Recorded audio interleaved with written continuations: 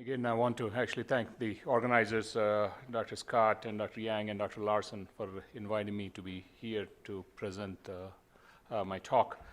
As you can see, the presentation is management of primary mitral regurgitation, repair, replace, or clip.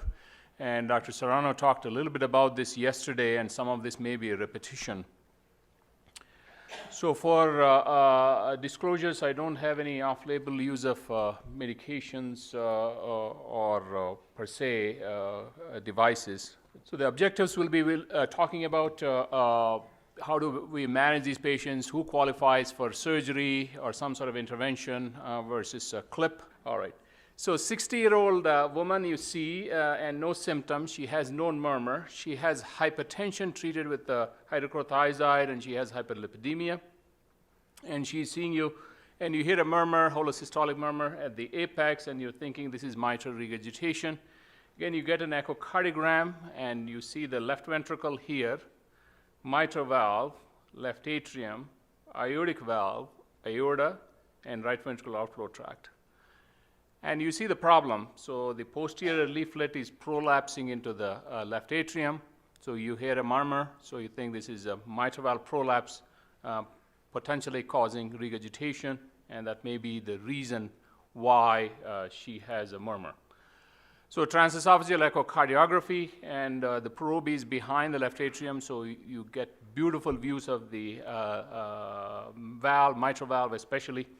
So this is what we call a biplane view, and lots of machines have this, so you can get simultaneous images of not only the four-chamber, but also the two-chamber views. So in this case, this is the mitral valve, left ventricle, right ventricle, a little bit of the aortic valve, left atrium.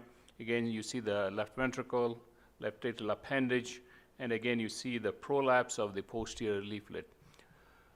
By now, it is confirmed that she has a mitral valve prolapse, and it's a posterior leaflet is the issue. So then you turn on the color. As you can see, there's lots of color going into the left atrium. And by convention, as you know, the red is towards the transducer, so there's a lot of color and some turbulence as well. And with the quantitation, it turns out that she has severe regurgitation. As Dr.